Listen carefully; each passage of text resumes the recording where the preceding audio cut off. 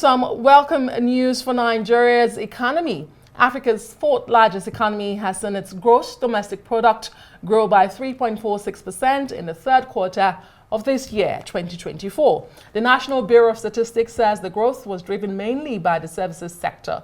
It also said the sector had a growth rate of 5.19%, underscoring its increasing importance to Nigeria's economy. While other sectors include agriculture, transport, education, health, real estate, finance, ICT, trade, as well as manufacturing. President Bola Tinubu has welcomed the growth, assuring Nigerians of better output as the economy continues to expand. He said his administration has not forgotten his promise of a $1 trillion economy by 2030. All right, joining us now is economist and banker Idika Kalu Umar. Good evening and thanks for joining us here. All right, thank you. Well, Mr. Umar, despite exceeding some of our revenue targets, such as you have the FIRS achieving, I think, 18.5 trillion naira by September, Nigeria somehow still finds itself heavily reliant on foreign loans. We have that recently 2-point-something billion approved by the Senate. Is this sort of a case of poor fiscal management, or is there truly no alternative when it comes to this borrowing pattern? Thank you very much. I think the responsibility of a government is fundamentally the physical and material well-being of its citizens. That's key. And so, if you're in governance and citizens feel that they have reached the edge, then that means you are not doing what you're supposed to do. The Federal Republic of Nigeria Constitution, Section 14(2)(b), says that the primary purpose of any government is the welfare and the security of its citizens. And when you talk about welfare, you're looking at the health, the happiness, and the fortunes of a person or a group of persons. And when you extend it, looking at it from a government perspective, welfare means a statutory effort, a social effort to bring physical well-being and material well-being to people, particularly people who are in need. Nigerians are in need. And that is why you witness the drove out of this country to look for greener pastures. And so when you say 20 billion has come in terms of appreciation on our reserves, you need, well, they may deserve a clap. But when you position it at the background of the debt of the country, then I don't think they deserve that clap. Because the debt of the country stands at 134 trillion. Okay.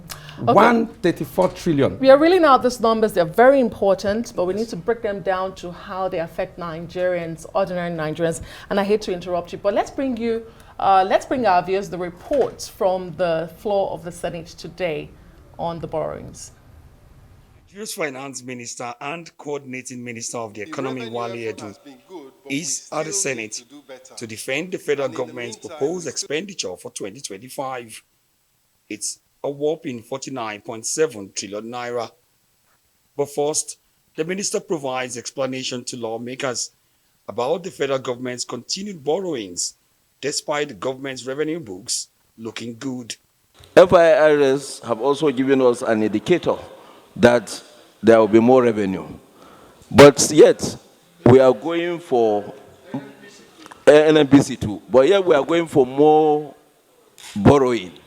So, will that make our economy grow? And I recommended the rejigging of all the revenue-generating agencies. And gladly and thankfully, they have surpassed their target. The question is, why do we still borrow? So I'm reinforcing the same questions raised by Senator Alero. Edu reminds the lawmakers that the borrowings are based on previous parliamentary appropriations and their approvals. He says the borrowing is necessary to fund the budget deficit, facilitate productivity, and cater for the poorest of the poor. The revenue effort has been good, but we still need to do better. And in the meantime, we still need to borrow productively, effectively, and sustainably all in an aim to invest in the Nigerian economy, not just infrastructure, but also social services, health services, education, and intervention in terms of a social safety net to help the poorest and most vulnerable. In separate presentations, key revenue-generating agencies, especially the Federal Inland Revenue Service, Customs, Nigerian National Petroleum Company Limited, and the Nigerian Upstream Petroleum Regulatory Commission, confirmed that their revenues are looking good and that they have all surpassed their budget targets for 2024. Our target for 2024 was 5.09 trillion, 5 trillion and some few millions. As at the middle of November, sometimes last week, we have reached this target by at least ₦1 trillion. Our target, our budget was 12.3 trillion, but we'll meet 13.1 trillion by the end of this year. That's how we'll exceed our target. The target we are given, based on last year, is 19.4 trillion, and which is a little bit above 57% compared to the previous year. So, reviewing the last 10 months, we've exceeded that performance by roughly 15%. President Bola Tinubu had last week requested a fresh borrowing of $2.2 billion, approximately 1.767 trillion naira, from the National Assembly. The lawmakers, in barely 48 hours, expeditiously granted approval to Tinubu's request. Meanwhile, the 2024 budget is expected to expire in less than 1 month from now. Umar Bazwai, Arise News. Thank you, Umar. We still have with us economist and banker Idika Kalu. Umar, thank you so much for staying with us. So thank you. We need Nigerians to hear from the horse's mouths from the floor of the Nigerian Senate today about the coordinating minister of the economy and finance minister Wale Edun defending the borrowings of the federal government. But you heard him say that this borrowing is necessary, particularly to cater for the poor. As an economist, historically, when you look at our budgets and the borrowing, we are so heavy on capital. We're so heavy on recurrent instead of a capital. But does this really translate to catering for the poor historically? And does Mr. Wale Edun have a point? Does he have a point? What's happened is that the economic managers are not looking at the balance of trade of the country. You see, the balance of trade means your transactions, your trade transactions with other countries. Okay? And if that trade balance is positive, there'll be accretion to reserves. But if it is negative, then there'll be a diminution in your reserves, or you would not have sufficient balance to cater for your liabilities or to stabilize the economy through monetary policies, which is what the reserve does. The reserve is like a fallback, to take care of your liabilities, which is for the rainy days. For the rainy days, and of course, for your monetary policy. So if there's a crisis in the system, it stabilizes. Now, it's not doing that function, and that is why we are going borrowing. Now, it's not doing that function. That is why the naira is depreciating, because it's supposed to. Look at China. Has the greatest reserves, about $3 trillion, okay? And it's good for them, for international trade. China is comfortable. Now look at Saudi Arabia. They also have about $334 million. And why? Because they have oil resources which they sell, their oil assets, and when there is a downturn in oil prices, it stabilizes them, okay? Even if you look at many other countries, even Russia, that is fighting Ukraine.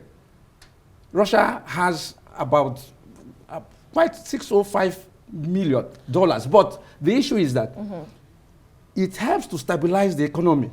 But Nigeria's own reserve is to guarantee imports possibly over the threshold that has been given by the IMF and the World Bank. You must be, as a country, you must be able to finance 9 months of your imports. If not, there'll be a red flag. Even your sovereign debts will become a problem, and nations will run away from you. So, but as of today, Nigeria can finance 16 months of the imports. That is a year and 4 months, nothing more, with their reserves. And we are 250 million. I mean, other countries are doing far, far better than that. Okay, so our own reserve is now to finance debts, interest on debts, not the principal, interest on debts. And they cannot finance, it cannot support the exchange rate. That is why it's so. I mentioned the balance of trade. So in the balance of trade, what our monetary authority should be looking at is the current account. Of course, there are 3 principal accounts: the current account, the capital account, and what we call the official financing account. I don't want to go into 2 and 3. Let's dwell on just one, the current account. It's divided into 2, where you have visible trade. It means trading in physical assets. Maybe your cocoa, maybe commodities, raw materials, computers, equipment. You earn foreign exchange if you sell them. You spend foreign exchange if you buy them. What is our position? We buy. Okay, yes, we are heavily dependent on that. But very quickly, because there's a lot to cover here, Mr. Kalu. Yes. So you do agree with the lawmakers to say that we should not be borrowing because these government agencies have met and surpassed their targets. That's one. Also, it coincides with the GDP report that has just been released today. And we say that the services sector has performed, agriculture, manufacturing also looking a bit good. Can we really say that we are diversifying? No, what has happened is that if we are a productive nation, then we can sell and earn foreign exchange. You see, government, the fiscal authorities, they have 4 instruments to manipulate. Borrowing, that is why they keep talking about borrowing. Taxation, the income policy, and grants and aids. That is what the that's the Federal Minister of Finance, these are the 4 things they can manipulate. So borrowing comes when you have a deficit budget. If your balance of payments is positive, I was trying to illustrate both the visible and the invisible trades.